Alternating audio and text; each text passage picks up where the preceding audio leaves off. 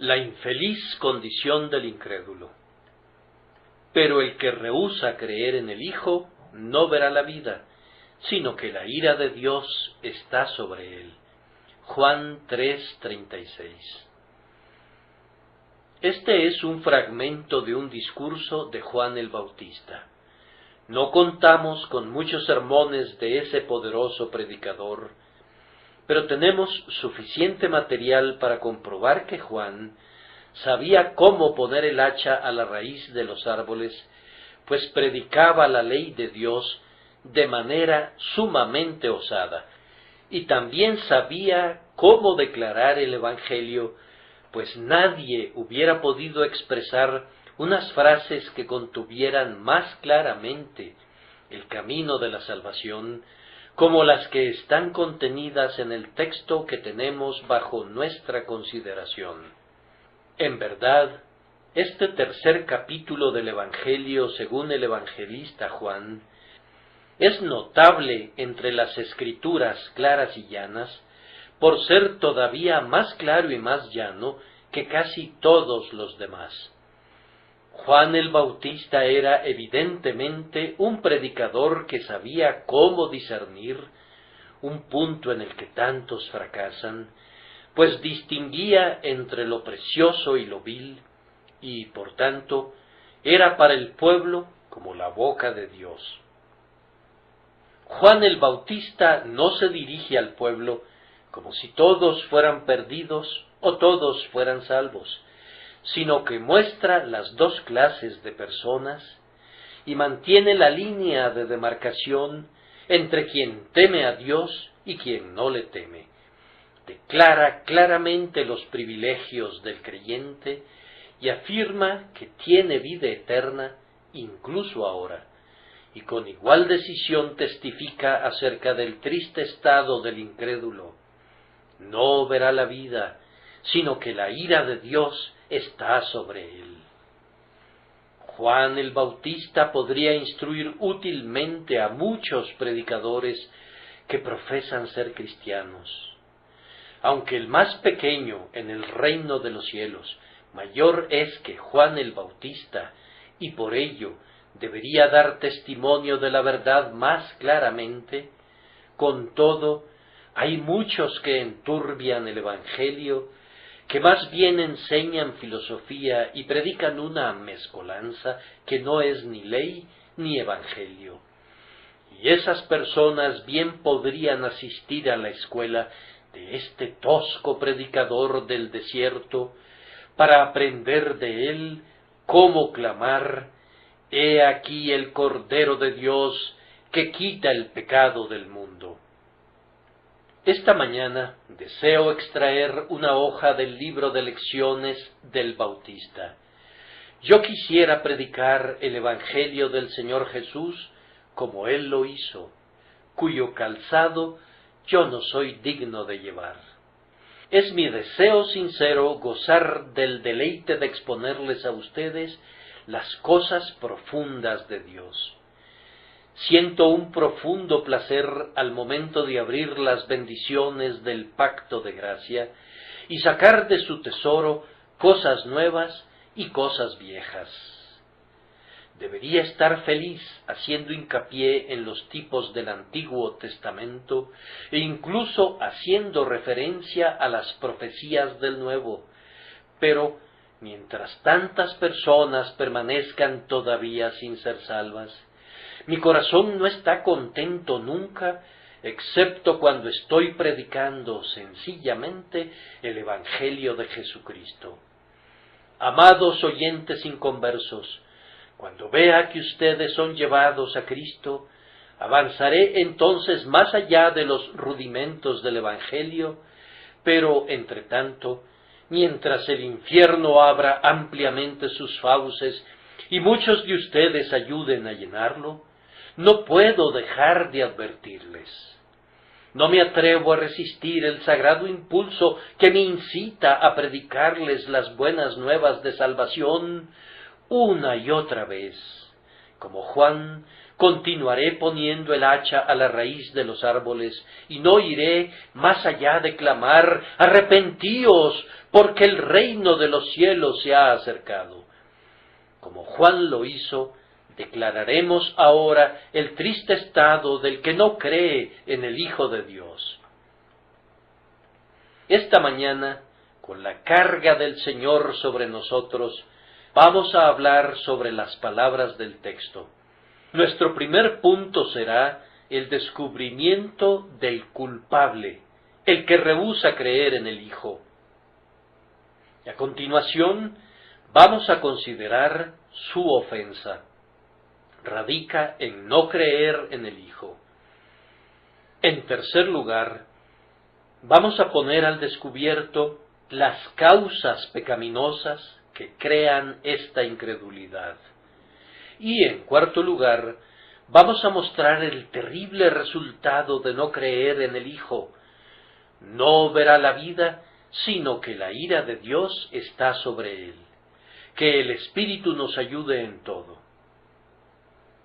Para comenzar, entonces, ¿quién es el culpable? ¿Quién es el hombre infeliz del que se habla aquí? ¿Es acaso alguna persona que sólo pueda encontrarse una vez en un siglo? Hemos de sondear repetidas veces a las muchedumbres para descubrir a algún individuo que se encuentre en esa miserable condición.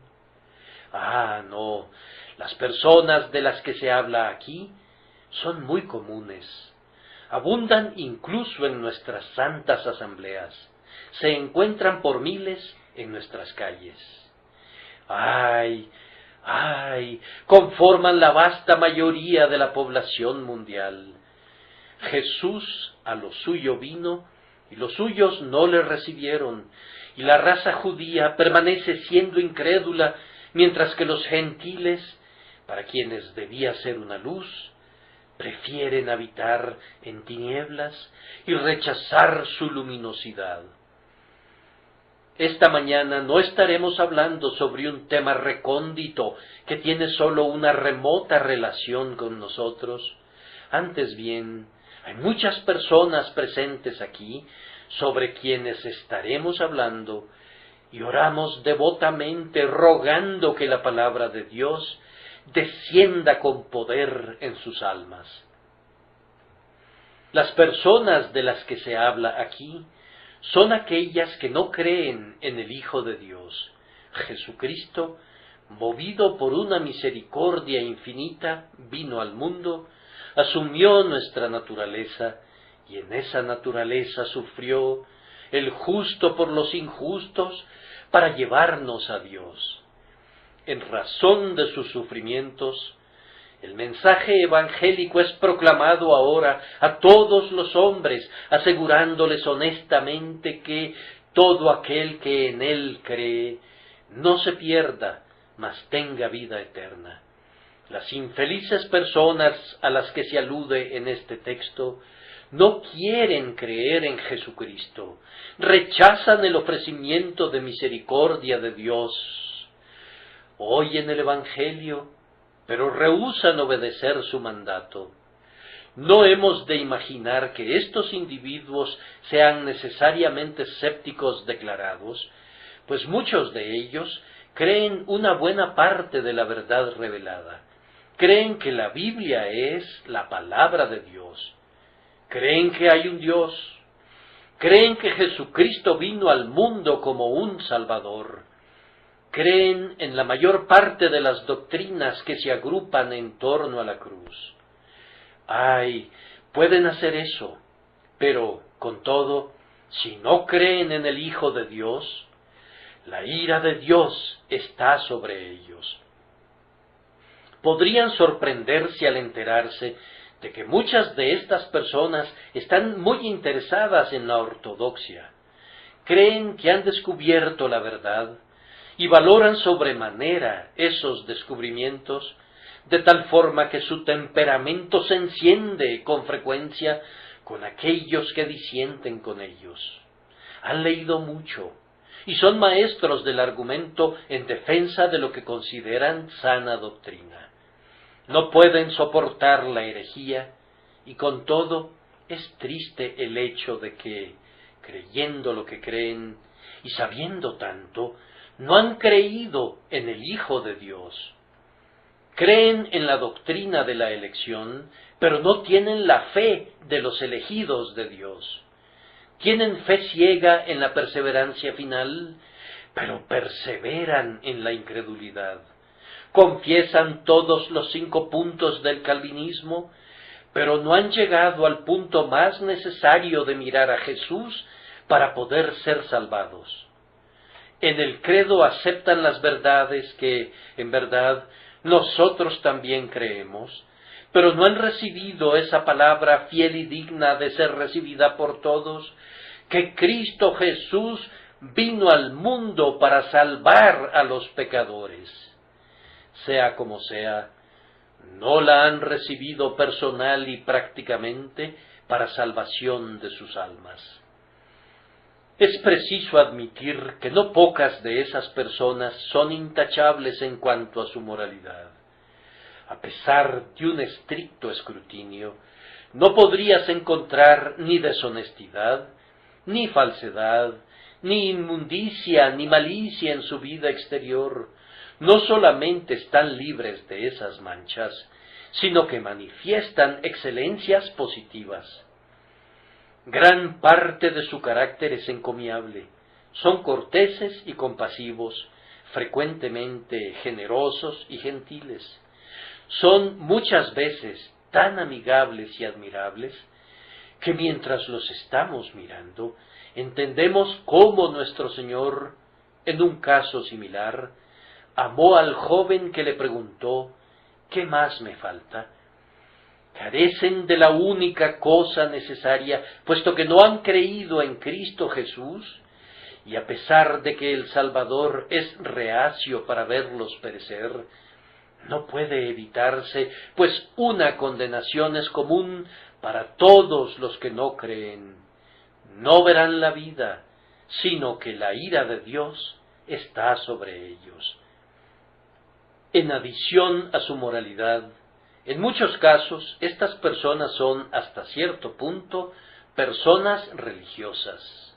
No se ausentarían del servicio usual en el lugar de adoración. Son sumamente cuidadosas de respetar el día de guardar, veneran el libro de Dios, usan una forma de oración, se unen a los cánticos del santuario, se sientan cuando el pueblo de Dios se sienta, y se ponen de pie cuando el pueblo de Dios se pone de pie. Pero hay un gusano en el centro de esa hermosa fruta, pues se han perdido de la cosa más esencial, que, al ser omitida, acarrea una ruina cierta. No han creído en el Hijo de Dios. Cuán lejos puede llegar un hombre, y sin embargo, por falta de esta cosa esencial, la ira de Dios está todavía sobre él. Amado por los padres que están esperanzados en la conversión de su muchacho, estimado por los cristianos que no pueden sino admirar su conversación con los demás, con todo, a pesar de eso, ese joven podría estar bajo la desaprobación de Dios, pues Dios está irado contra el impío todos los días. La ira de Dios está sobre el hombre, quien quiera que sea, que no ha creído en Jesús. Ahora, si nuestro texto mostrara que la ira de Dios descansa sobre los culpables que están en nuestras cárceles, la mayoría de la gente asentiría a esa afirmación y nadie se asombraría por ella. Si nuestro texto declarara que la ira de Dios permanece sobre personas que viven en la habitual falta de castidad y en constante violación de las leyes del orden y de la respetabilidad, la mayoría de los hombres diría amén, pero el texto está dirigido a otro carácter. Es cierto que la ira de Dios está sobre los pecadores descarados, pero, oh señores, esto también es cierto, que la ira de Dios está sobre aquellos que se jactan de sus virtudes, pero que no han creído en Jesús, su Hijo. Podrían habitar en palacios, pero si no son creyentes, la ira de Dios está sobre ellos. Podrían ocupar un puesto en el Senado y gozar de las aclamaciones de la nación, pero si no creen en el Hijo, la ira de Dios está sobre ellos. Sus nombres podrían estar registrados en la guía de la nobleza y podrían poseer una riqueza incalculable, pero la ira de Dios está sobre ellos. Podrían practicar habitualmente sus caridades y realizar abundantes actos externos de devoción, pero si no han aceptado al Salvador designado, la palabra de Dios da testimonio de que la ira de Dios está sobre ellos. Ahora, con corazones despertados por el Espíritu de Dios, tratemos de pensar acerca de su ofensa.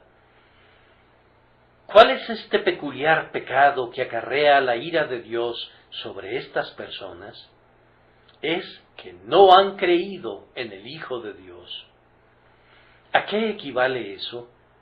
Primero que nada, equivale a esto, que rehúsan aceptar la misericordia de Dios. Dios formuló una ley y sus criaturas estaban obligadas a respetarla y obedecerla. Nosotros la rechazamos y nos apartamos de ella.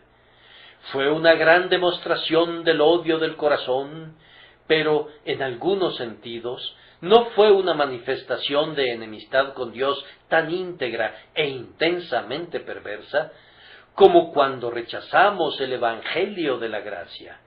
Dios no nos ha presentado ahora la ley, sino el Evangelio, y ha dicho: mis criaturas, ustedes han quebrantado mi ley y han actuado muy detestablemente conmigo. Debo castigar el pecado, pues de lo contrario no sería Dios, y no puedo prescindir de mi justicia. Pero he concebido una manera por la cual, sin lesionar a ninguno de mis atributos, puedo tener misericordia de ustedes. Estoy listo para perdonar el pasado y restablecerlos a una mejor posición de la que perdieron, de tal manera que serán mis hijos y mis hijas. Mi único mandamiento para ustedes es: crean en mi Hijo. Si obedecen este mandamiento, todas las bendiciones de mi nuevo pacto serán suyas. Confíen en Él y síganlo, pues, he aquí, yo lo pongo como líder y comandante para el pueblo. Acepten que Él expía mediante su sustitución, y ustedes obedézcanle. Ahora, rechazar la ley de Dios muestra un corazón malo de incredulidad, pero ¿quién podría decir qué abismo de rebelión debe de albergar el corazón que rehúsa no sólo el yugo de Dios, sino incluso el don de Dios? La provisión de un Salvador para los hombres perdidos es el don gratuito de Dios, y por ese don todas nuestras necesidades son suplidas, todos nuestros males son erradicados, la paz en la tierra nos es garantizada, y gloria sea a Dios eternamente. El rechazo de este don no puede ser un pecado leve. El ser que todo lo ve, cuando contempla que los hombres desdeñan el don supremo de su amor, no puede sino considerar tal rechazo como la peor prueba del odio de sus corazones contra él mismo. Cuando el Espíritu Santo viene para convencer a los hombres de pecado, el pecado especial que saca a la luz es descrito así: de pecado por cuanto no creen en mí. No porque los paganos fueran licenciosos en sus hábitos, bárbaros en sus guerras y sedientos de sangre en su espíritu. No, de pecado por cuanto no creen en mí. La condenación ha venido sobre los hombres, pero ¿qué es la condenación? Que la luz vino al mundo y los hombres amaron más las tinieblas que la luz, porque sus obras eran malas. También recuerden aquel texto expresivo: el que no cree ya ha sido condenado. ¿Y por qué es condenado? porque no ha creído en el nombre del unigénito Hijo de Dios. Permítanme comentar adicionalmente que en el rechazo de la misericordia divina, según es presentada en Cristo, el incrédulo ha puesto de manifiesto un intenso veneno contra Dios, pues observen cómo es el asunto. ¿Nosotros tenemos que recibir la misericordia de Dios en Cristo o tenemos que ser condenados? Pues no hay ninguna otra alternativa. El incrédulo tiene que confiar en Cristo, a quien Dios ha puesto como la propiciación por el pecado, o de lo contrario, tiene que ser echado fuera de la presencia de Dios y arrojado al castigo eterno. El incrédulo dice, en efecto, yo prefiero ser condenado que aceptar la misericordia de Dios en Cristo. ¿Podríamos concebir un insulto más grave para la infinita compasión del grandioso Padre? Supongan que un hombre ha lesionado a otro, lo ha insultado gravemente y ha hecho eso repetidamente, y con todo la persona lesionada, al descubrir que aquel agresor fue reducido a un estado espantoso y miserable, lo busca y simplemente, por pura amabilidad hacia él, le dice: yo te perdono espontáneamente todo el daño que me has hecho, y estoy dispuesto a aliviar tu pobreza y a socorrerte en tu angustia. Supongan que el otro replicara: no, preferiría pudrirme antes que aceptar algo de ti. ¿No habría en tal resolución una clara prueba de la intensa enemistad que existía en su corazón?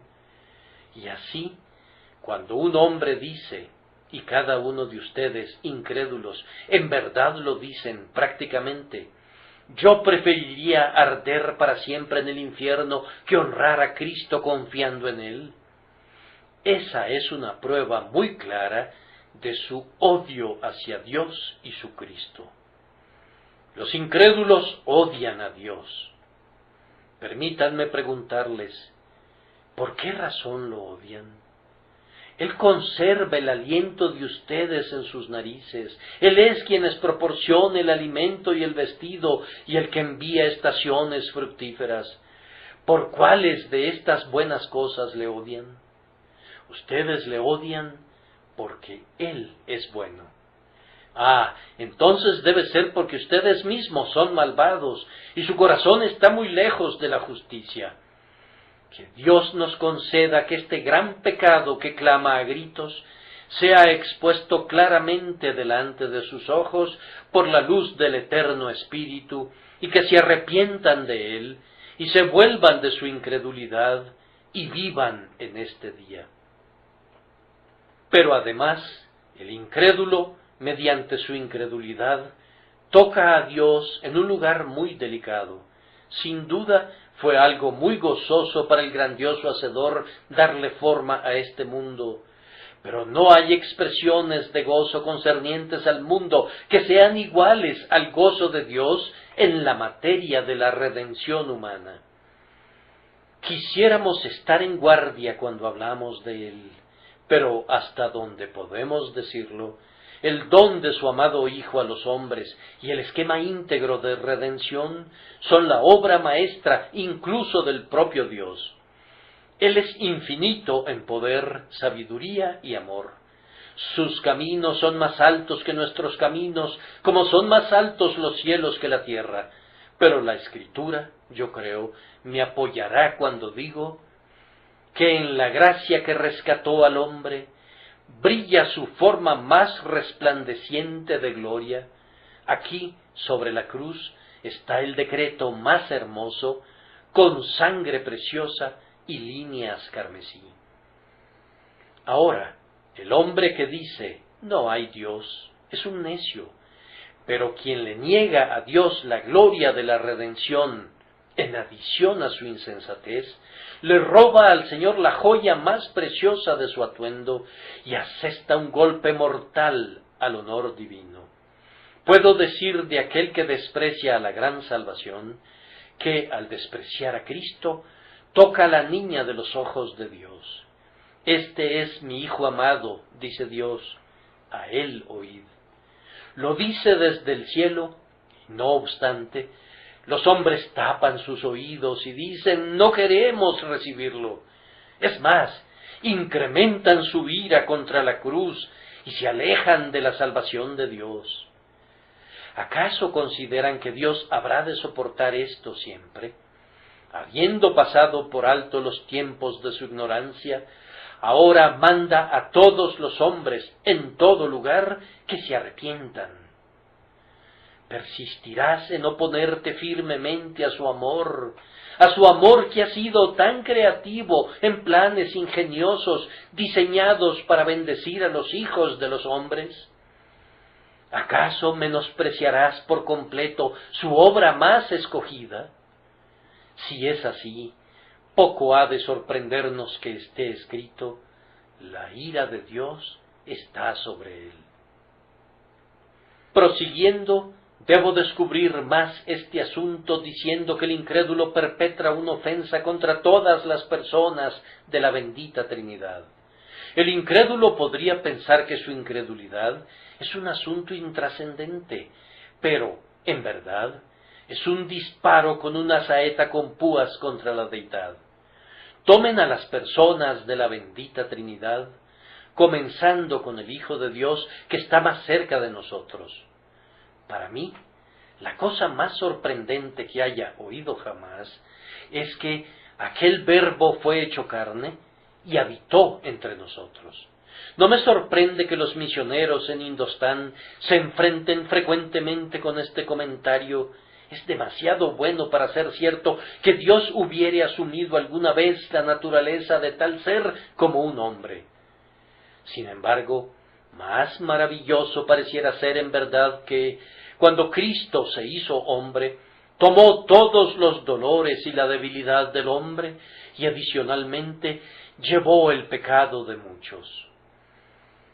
El más extraordinario de todos los hechos es este, que el infinitamente santo fuera contado con los pecadores y, en las palabras de Isaías, llevara las iniquidades de ellos. Dios, al que no conoció pecado, por nosotros lo hizo pecado. Maravilla de maravillas. Es asombroso más allá de todo límite que quien distribuye las coronas y los tronos pendiera de un madero y muriera el justo por los injustos, soportando el castigo debido a los pecadores por la culpa. Ahora, sabiendo esto, como la mayoría de ustedes lo saben, y con todo, rehusando creer, ustedes dicen efectivamente, yo no creo que el Dios encarnado pueda salvar. Oh, no, replican, nosotros creemos sinceramente que Él puede salvar. Entonces, ha de ser que sienten que yo creo que Él puede, pero no quiero aceptar que me salve. Aunque yo te excuso en primer lugar, tengo que presentar mi acusación con mayor énfasis en segundo lugar. Respondes que tú no dices que no creerás en Él. ¿Por qué, entonces, permaneces en la incredulidad? El hecho es que no confías en Él, no le obedeces. Te pido que rindas cuentas de ese hecho. ¿Puedo creer en Él?, pregunta alguien. ¿No te hemos dicho 10,000 veces que todo aquel que quiera puede tomar libremente el agua de vida?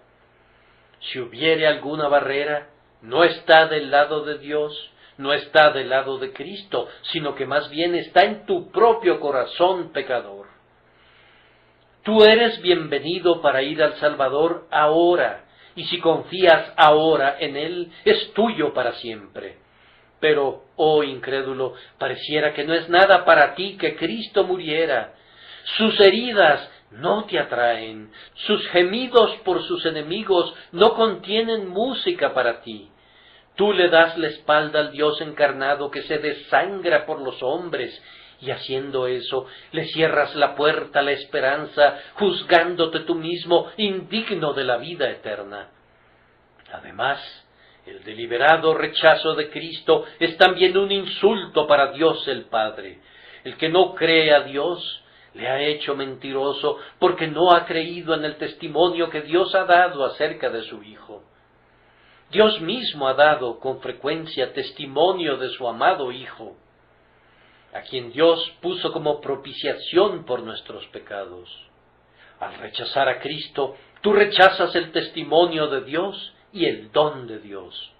Es un asalto directo en contra de la veracidad y de la misericordia del Padre de gracia, cuando pisoteas y desechas su don de amor que no tiene precio ni tiene par.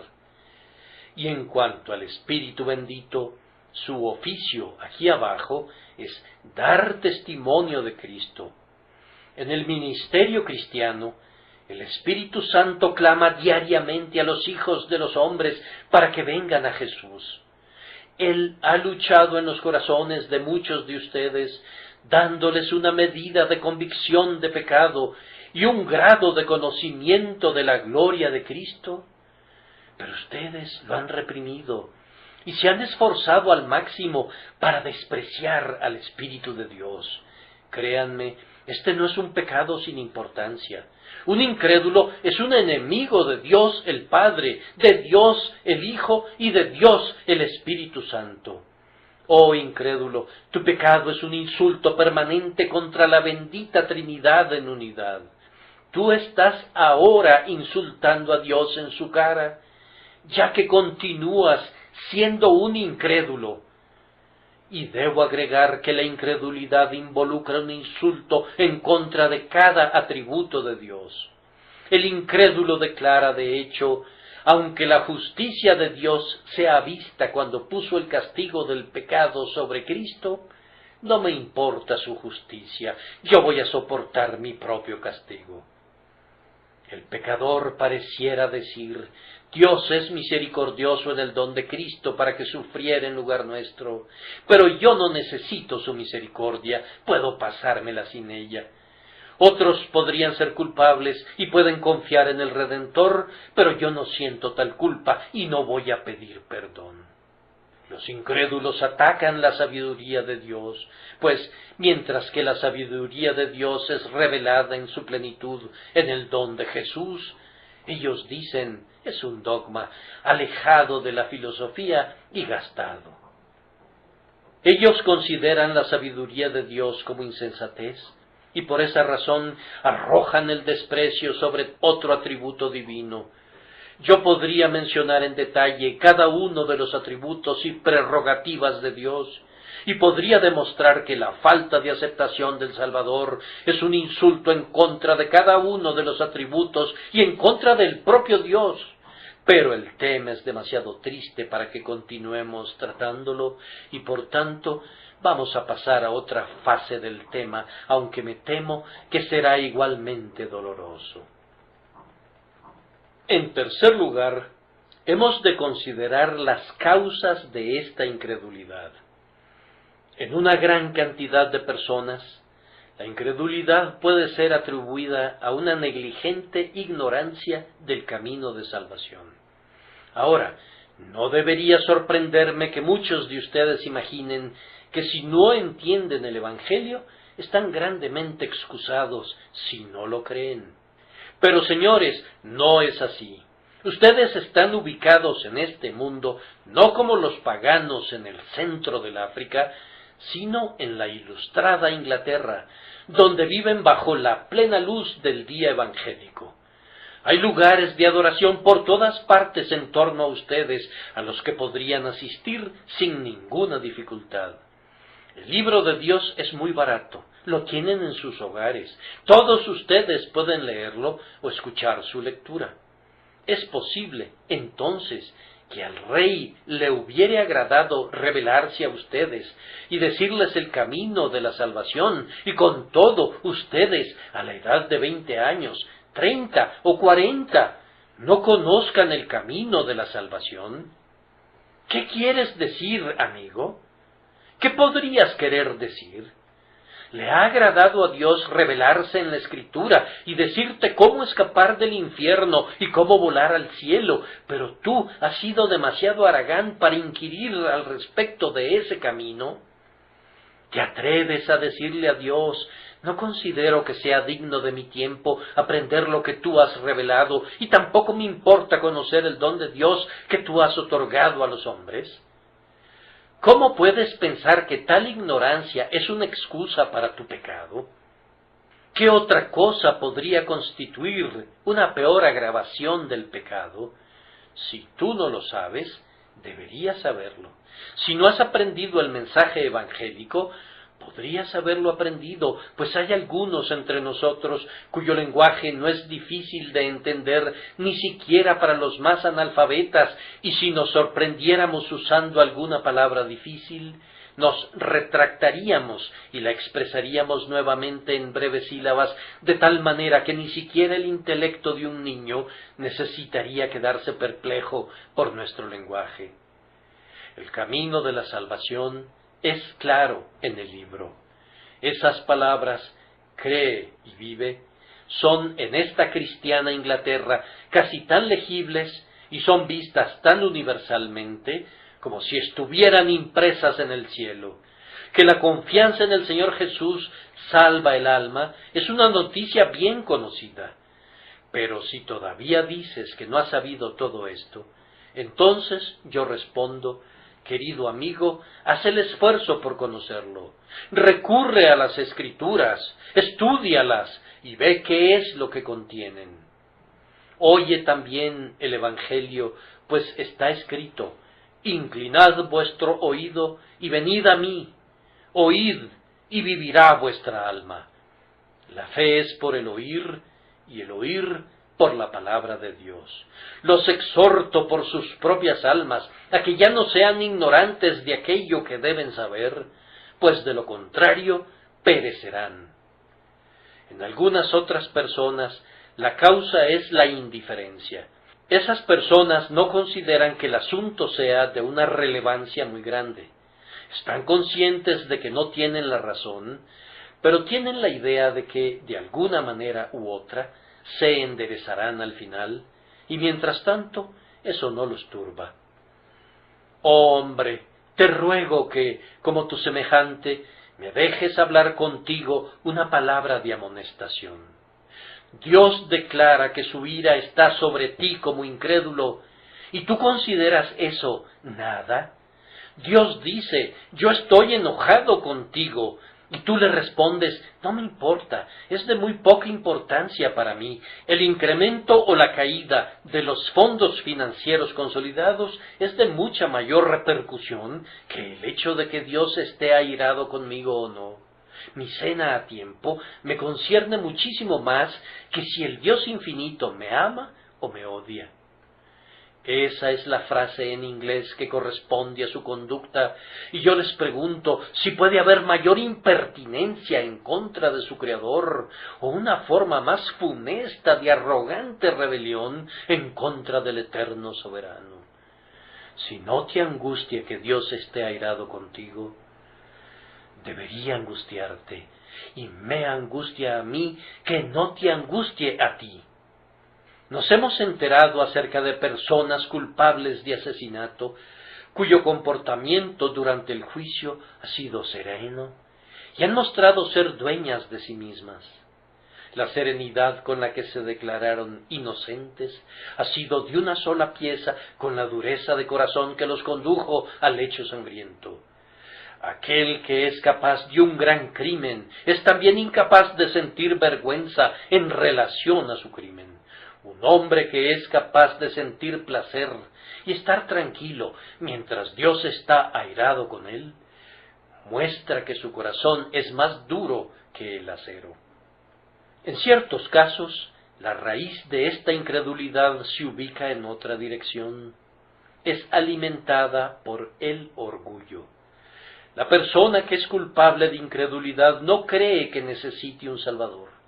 Su idea es que él mismo hará lo más que pueda, asistirá con regularidad a la iglesia o al lugar de adoración, diezmará ocasionalmente o frecuentemente, e irá al cielo en parte por lo que hace y en parte por los méritos de Cristo. De tal manera que no creer en Cristo no es un asunto de ninguna consecuencia grave para él, porque no está desnudo, ni tampoco es pobre ni miserable, sino que es rico y se ha enriquecido en las cosas espirituales. Ser salvado por fe es una religión para las rameras y los borrachos y los ladrones, pero las personas respetables como él, que han guardado la ley desde su juventud, no tienen ninguna necesidad particular de asirse a Cristo. Tal conducta me recuerda las palabras de Cowper: perezca el mérito como debería, aborrecido, y junto a él el insensato que insulta a su Señor. Para salvar al hombre, Dios consideró necesario que el Redentor muriera. Sin embargo, ustedes, seres con justicia propia, piensan evidentemente que la muerte es una superfluidad, pues si un hombre puede salvarse a sí mismo, ¿para qué descendió el Señor y murió para salvarle? Si hay un camino al cielo por medio de la respetabilidad y la moralidad sin Cristo, ¿cuál es la necesidad de Cristo? Es enteramente inútil tener un propiciador y un mediador, ya que los hombres son tan buenos que no lo requieren. Ustedes le dicen a Dios en su cara que está mintiéndoles, que no son tan pecadores como Él quisiera persuadirlos que son, que no necesitan ni un sustituto ni un sacrificio como Él dice que los necesitan. Oh, señores, este orgullo suyo es una arrogante rebelión en contra de Dios. Miren sus excelentes acciones, ustedes que son tan buenos, y verán que sus motivos son bajos, y que su orgullo con respecto a lo que han hecho ha manchado con negros dedos todos sus actos. Dado que ustedes prefieren su propio camino al camino de Dios, y prefieren su propia justicia a la justicia de Dios, la ira de Dios está sobre ustedes. Tal vez no le he atinado a la razón de su incredulidad. Por tanto, permítanme hablar una vez más. En muchas personas, el amor del pecado, más bien que alguna alardeada justicia propia, los mantiene alejados del Salvador. No creen en Jesús, no porque tengan alguna duda acerca de las verdades del cristianismo, sino porque sienten un amor esclavizante por su pecado favorito. Vamos, dice alguien, si fuera a creer en Cristo, por supuesto que tendría que obedecerle. Confiar y obedecer van juntos. Entonces no podría ser el borracho que soy. No podría hacer negocios de la manera que los hago. No podría practicar un desenfreno secreto. No podría frecuentar los lugares favoritos de los impíos en los que la risa es provocada por el pecado y el júbilo por la blasfemia. No puedo renunciar a mis pecados favoritos. Tal vez este pecador espera que un día, cuando ya no pueda disfrutar más de su pecado, lo dejará furtivamente y tratará de engañar al demonio de su alma.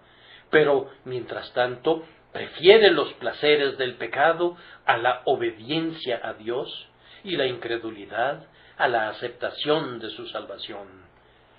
Oh dulce pecado, oh amargo pecado, ¿cómo estás asesinando a las almas de los hombres?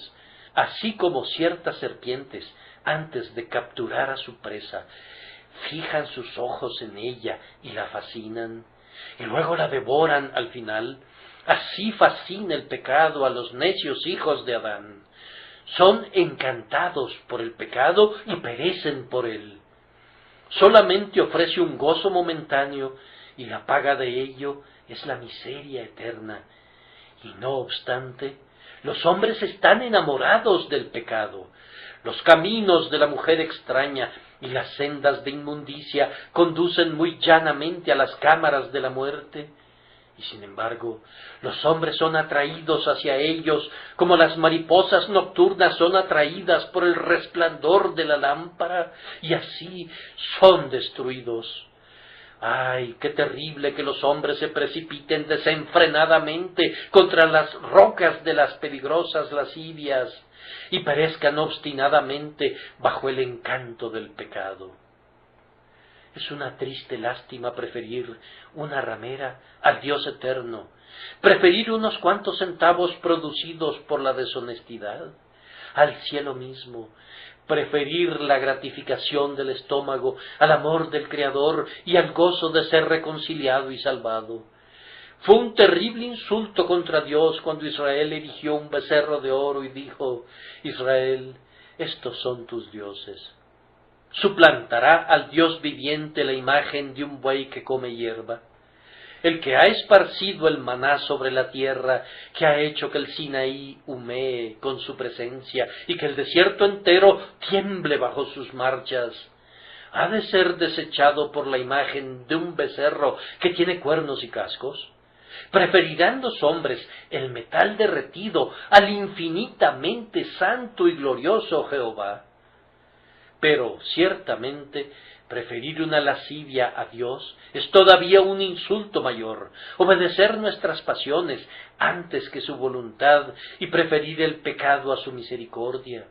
Este es el crimen de los crímenes. Que Dios nos libre de él por su misericordia. Tenemos funestas nuevas en el último encabezado de mi discurso: el resultado terrible de la incredulidad. No verá la vida, sino que la ira de Dios está sobre él. La ira de Dios. No hay palabras que pudieran explicar plenamente esta expresión jamás. Cuando el santo Whitefield predicaba, a menudo alzaba sus manos y con lágrimas que se escurrían de sus ojos, exclamaba: ¡Oh, la ira venidera! ¡La ira venidera! Luego hacía una pausa, porque sus emociones le impedían la expresión. ¡La ira de Dios! Yo confieso que me siento incómodo cuando alguien está enojado conmigo, y sin embargo, uno puede tolerar con alguna ecuanimidad la ira de personas necias e irascibles.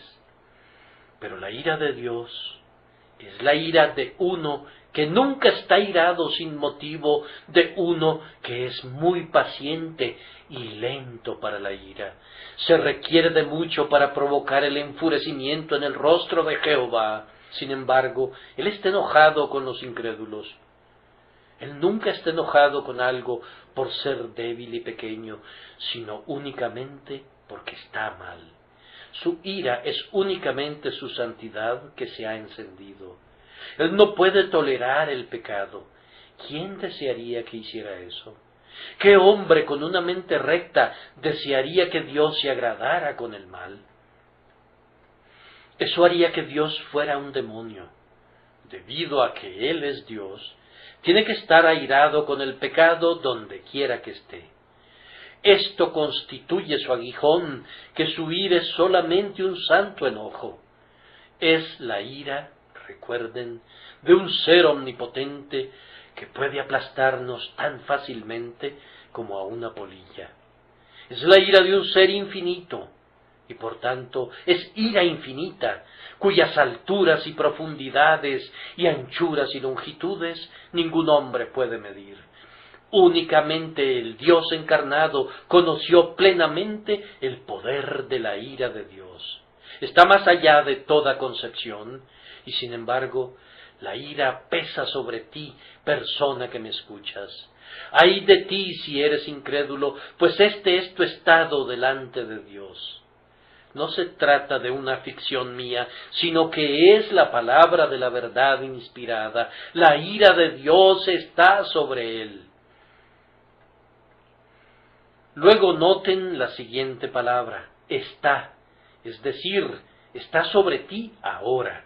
Él está irado contigo en este instante y siempre. Te retiras a dormir ante un Dios airado, que mira tu rostro y te despiertas en la mañana, y si tu ojo no fuera débil, percibirías su rostro ceñudo. Él está airado contigo, incluso cuando estás cantando sus alabanzas, pues haces mofa de él con sonidos solemnes que salen de una boca irreverente. Está enojado contigo cuando estás de rodillas, pues únicamente pretendes orar, pero expresas palabras sin corazón. En tanto que no seas un creyente, él tiene que estar airado contigo en cada momento. Dios está airado contra el impío todos los días. El texto dice que la ira permanece y el tiempo presente cubre un largo periodo, pues siempre permanecerá sobre ti.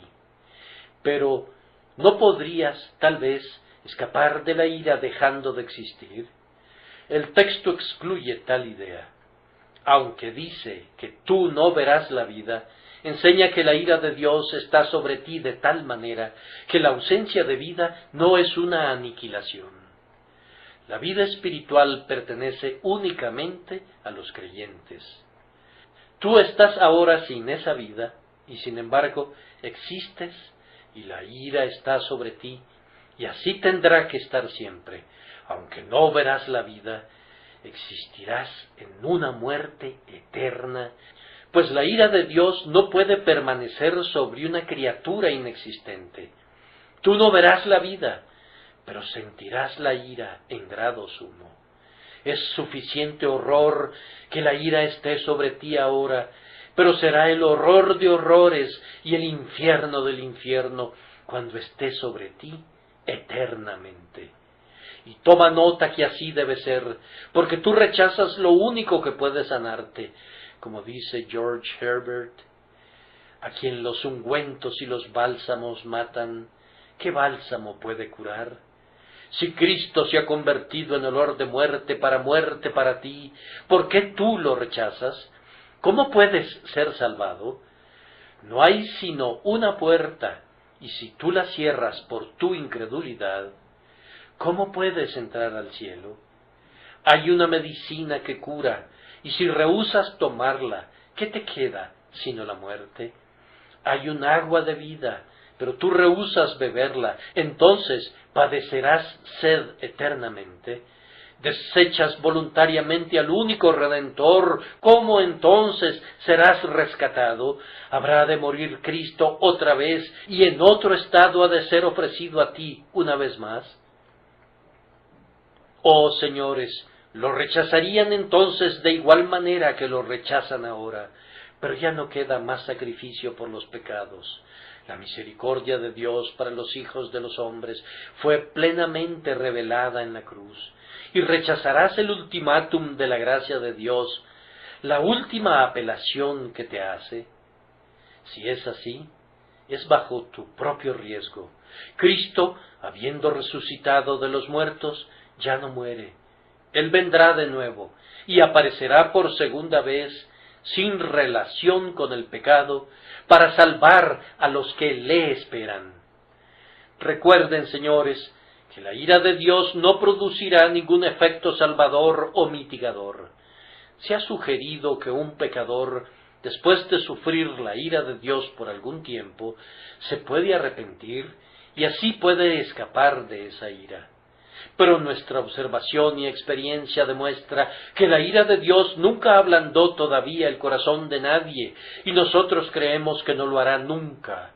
Quienes están sufriendo la ira divina continuarán endureciéndose, y endureciéndose, y endureciéndose. Entre más sufran, más odiarán. Entre más sean castigados, más pecarán.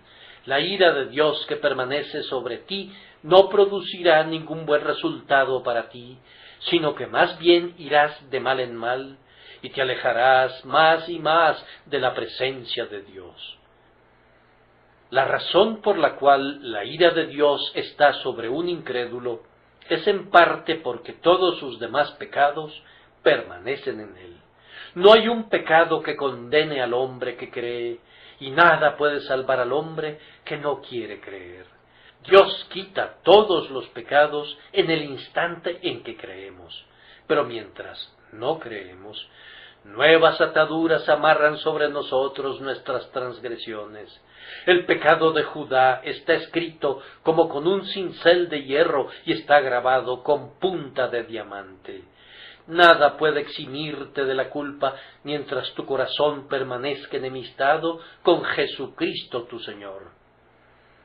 Recuerden que Dios no ha hecho nunca un juramento, que yo sepa, contra ninguna clase de personas, excepto contra los incrédulos.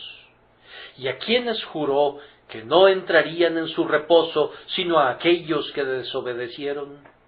Dios no perdonará nunca la continua incredulidad, porque su palabra lo obliga a no hacerlo. ¿Acaso hará un juramento y luego se arrepentirá de él?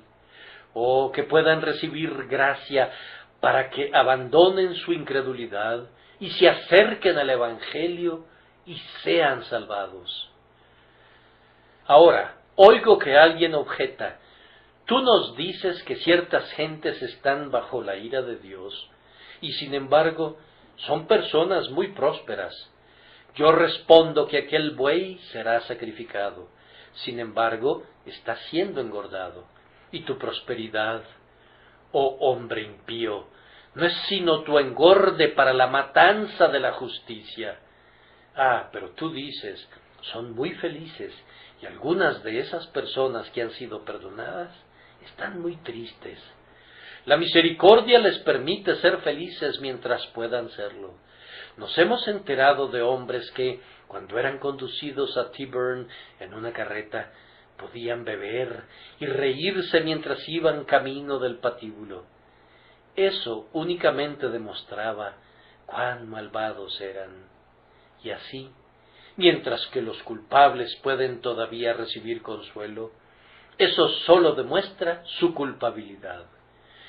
Permítanme preguntarles cuáles deberían ser sus pensamientos relativos a estas solemnes verdades que les he presentado a ustedes. Yo sé cuáles fueron mis pensamientos. Hicieron que me retirara a mi lecho, sintiéndome infeliz. Me volvieron muy agradecido porque espero haber creído en Jesucristo. Sin embargo, hicieron que me sobresaltara en la noche y que me despertara esta mañana con una carga sobre mí. Yo vengo aquí para preguntarles, ¿ha de ser así, que permanezcan siempre siendo incrédulos y que estén bajo la ira de Dios? Si tiene que ser así, y esa terrible conclusión parece que es forzada en mí, de cualquier manera, mírenla a la cara y considérenla. Si están resueltos a ser condenados, tienen que estar conscientes de sus aspiraciones. Reciban el consejo y considérenlo. Oh amigos, no se necesitan argumentos para convencerlos de que es algo sumamente desventurado estar ahora bajo la ira de Dios. No necesitan ningún argumento que les compruebe que tiene que ser algo bendito ser perdonado. Tienen que ver eso. No es su razón la que necesita ser convencida, es su corazón el que necesita ser renovado. El Evangelio entero está contenido en este resumen. Ven, tú que eres culpable, tal como estás, y confía en la obra terminada del Salvador, y tómalo a Él para que sea tuyo para siempre. Confía en Jesús ahora. Eso puede ser realizado en tu condición presente. Si el Espíritu Santo de Dios bendice tu mente, puedes decir en este instante, Señor, creo, ayuda mi incredulidad.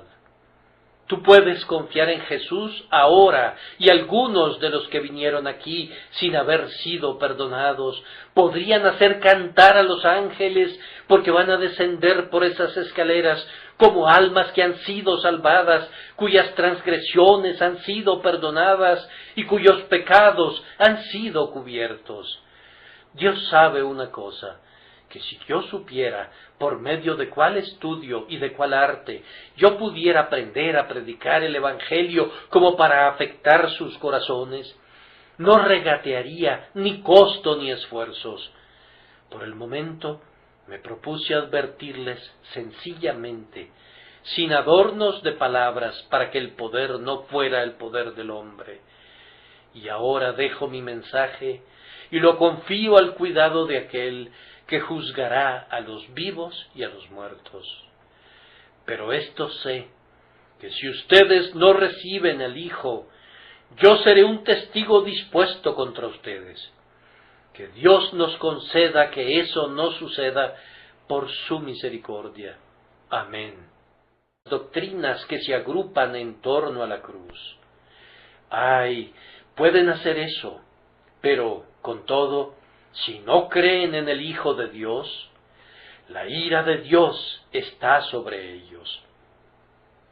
Podrían sorprenderse al enterarse de que muchas de estas personas están muy interesadas en la ortodoxia, creen que han descubierto la verdad y valoran sobremanera esos descubrimientos, de tal forma que su temperamento se enciende con frecuencia con aquellos que disienten con ellos.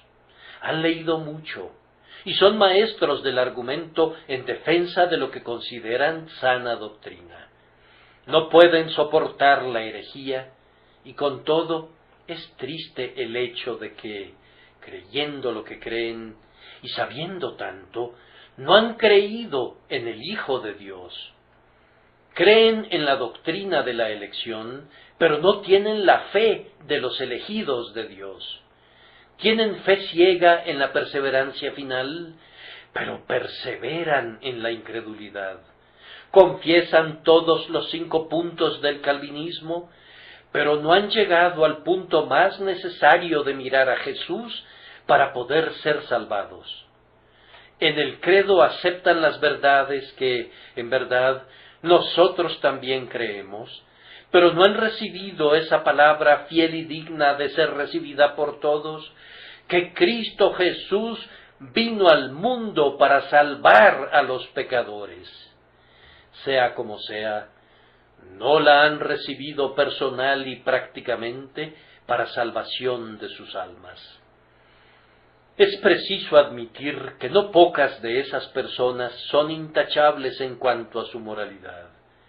A pesar de un estricto escrutinio, no podrías encontrar ni deshonestidad, ni falsedad, ni inmundicia, ni malicia en su vida exterior.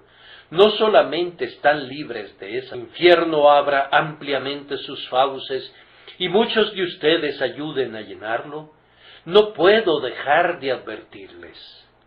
No me atrevo a resistir el sagrado impulso que me incita a predicarles las buenas nuevas de salvación una y otra vez. Como Juan, continuaré poniendo el hacha a la raíz de los árboles, y no iré más allá de clamar: arrepentíos, porque el reino de los cielos se ha acercado. Como Juan lo hizo, declararemos ahora el triste estado del que no cree en el Hijo de Dios.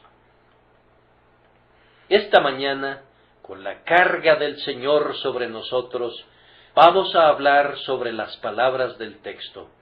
Nuestro primer punto será el descubrimiento del culpable, el que rehúsa creer en el Hijo. Y a continuación, vamos a considerar su ofensa. Radica en no creer en el Hijo. En tercer lugar, vamos a poner al descubierto las causas pecaminosas que crean esta incredulidad.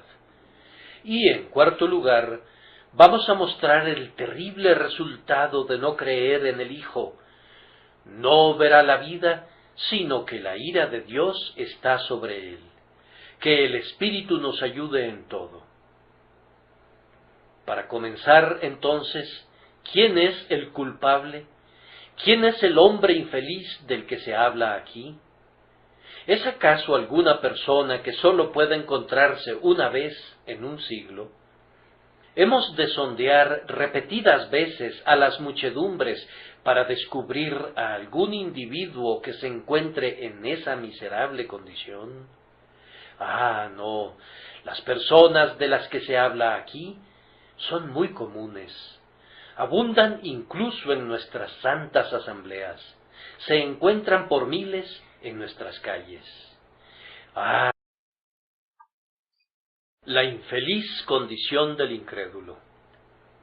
Pero el que rehúsa creer en el Hijo no verá la vida, sino que la ira de Dios está sobre él. Juan 3:36. Este es un fragmento de un discurso de Juan el Bautista. No contamos con muchos sermones de ese poderoso predicador, pero tenemos suficiente material para comprobar que Juan sabía cómo poner el hacha a la raíz de los árboles, pues predicaba la ley de Dios de manera sumamente osada, y también sabía cómo declarar el Evangelio, pues nadie hubiera podido expresar unas frases que contuvieran más claramente el camino de la salvación, como las que están contenidas en el texto que tenemos bajo nuestra consideración. En verdad, este tercer capítulo del Evangelio según el evangelista Juan es notable entre las escrituras claras y llanas, por ser todavía más claro y más llano que casi todos los demás. Juan el Bautista era evidentemente un predicador que sabía cómo discernir, un punto en el que tantos fracasan, pues distinguía entre lo precioso y lo vil, y, por tanto, era para el pueblo como la boca de Dios. Juan el Bautista no se dirige al pueblo como si todos fueran perdidos o todos fueran salvos, sino que muestra las dos clases de personas y mantiene la línea de demarcación entre quien teme a Dios y quien no le teme.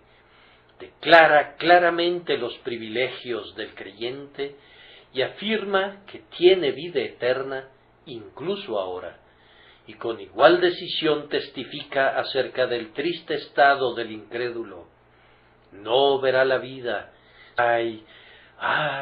Conforman la vasta mayoría de la población mundial.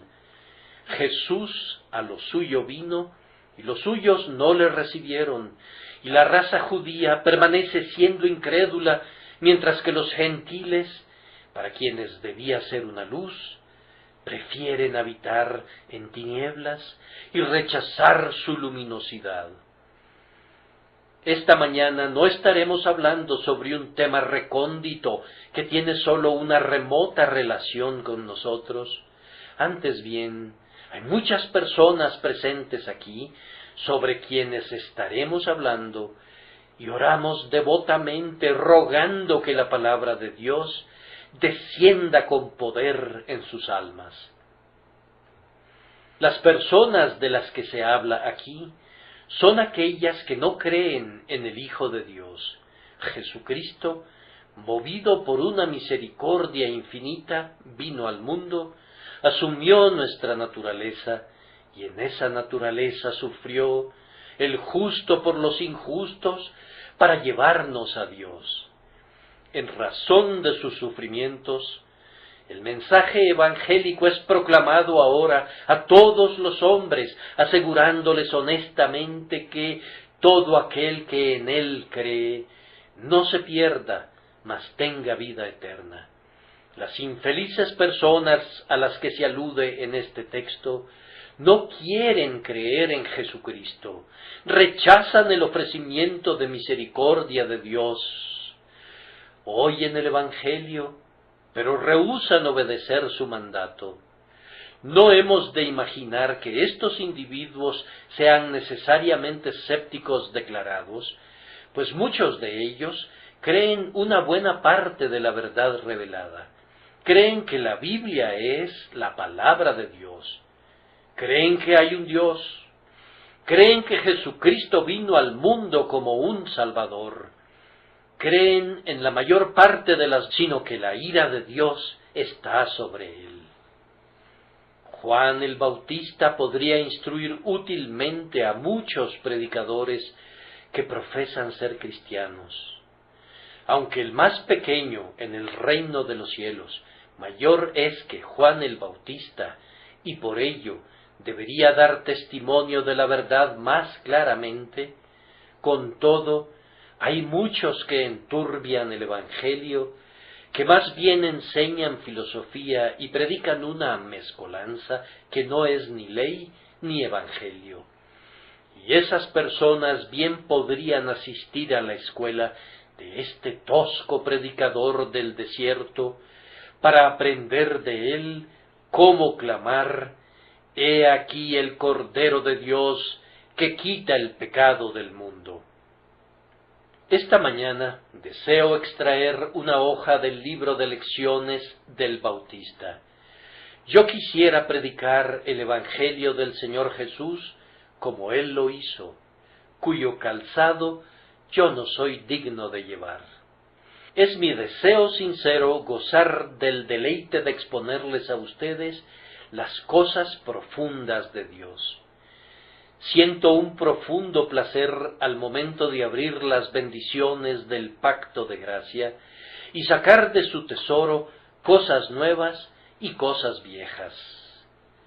Debería estar feliz haciendo hincapié en los tipos del Antiguo Testamento e incluso haciendo referencia a las profecías del Nuevo, pero mientras tantas personas permanezcan todavía sin ser salvas, mi corazón no está contento nunca, excepto cuando estoy predicando sencillamente el Evangelio de Jesucristo. Amados oyentes inconversos, cuando vea que ustedes son llevados a Cristo, avanzaré entonces más allá de los rudimentos del Evangelio, pero, entre tanto, mientras el